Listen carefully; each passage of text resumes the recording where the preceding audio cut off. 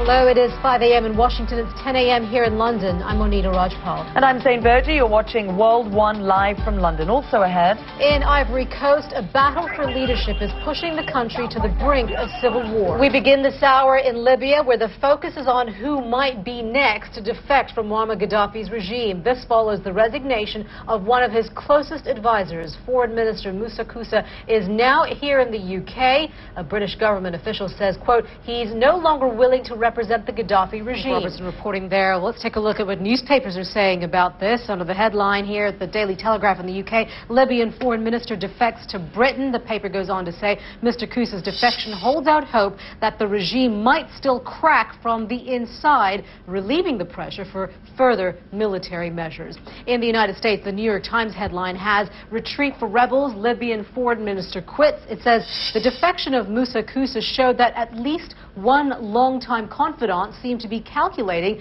that Colonel Gaddafi could not last. And then in Britain again with the Guardian newspaper, the headline, Libya, Moussa Koussa, Gaddafi's foreign minister, defects to the UK. The Guardian paper again says Koussa's defection will be seen as a vindication of the coalition's efforts to intimidate key members of the regime. One issue, many views. Reports of escalating violence in Ivory Coast. The country has been spiraling towards civil war ever since fighting broke out over last November's disputed presidential election.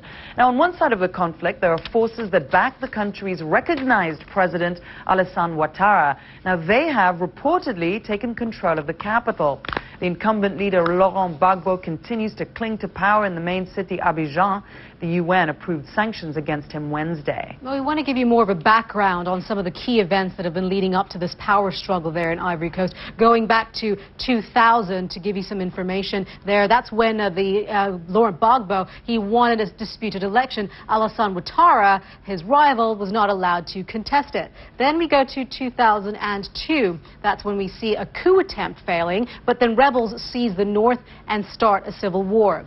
A year later, in 2003, Gbagbo accepts a peace deal that proposes a power-sharing government. However, then, 2 years later, 2005, Gbagbo's term ends, but the elections are put on hold, and then a year after year from there, elections continue to be postponed. Then we go then to October of 2010, 5 years after that, the first round of presidential elections, Gbagbo comes in first, Ouattara comes in second.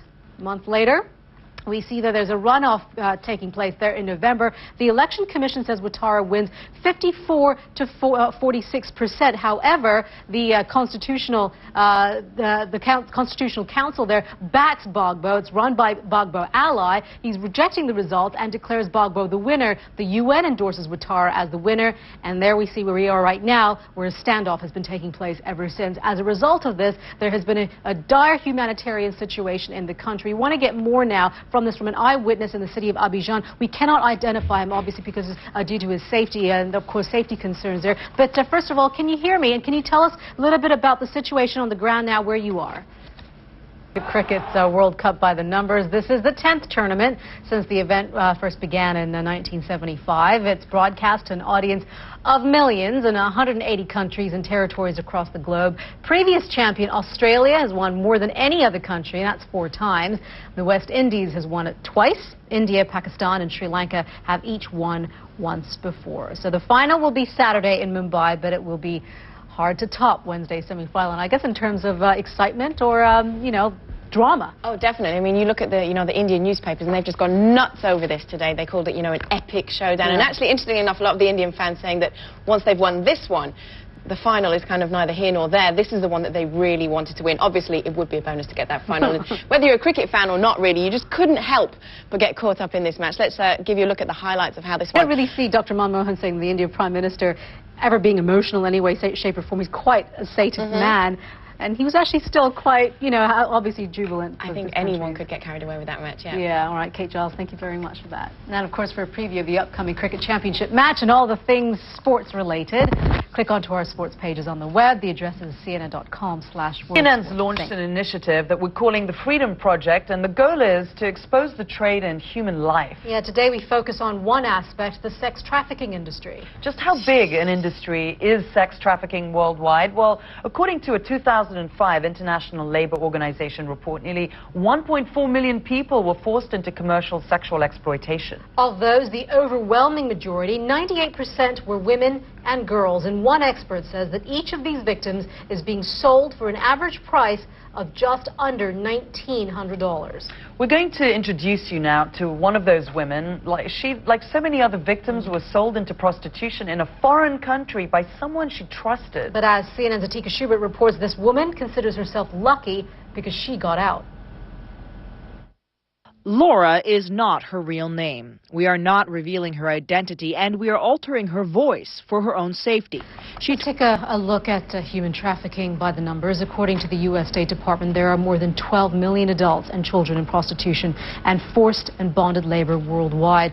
How prevalent is this problem? Well, around the world, there are nearly 2 traffic victims for every 1,000 people. That number is even greater in Asia and the Pacific, where there are 3 trafficking victims per 1,000 people. Of course, we will continue our focus on slavery and the Freedom Project here on CNN. We'll be right back after the short break. If you don't get the game of cricket, it's still a pretty big deal, apparently. Let's take a look at the global weather picture now. Meteorologist Jennifer Delgado is at the World Weather Center, where she is keeping her eye on a system in northern Australia. What's going on there, Jen? Yeah, we have a tropical cyclone watch in place for the Northern Territory because we have a system there. It's now... Back over to you.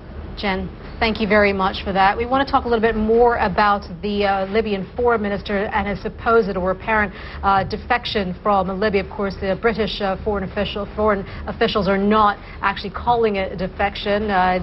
He is now in the UK. The British Foreign Minister, William Hague, has been commenting on the issue of perhaps immunity for the Libyan Foreign Minister, Moussa Koussa, again, who is now here in the UK. They have been in contact with him since last week before he flew to London. This is what Mr. Hague had to say.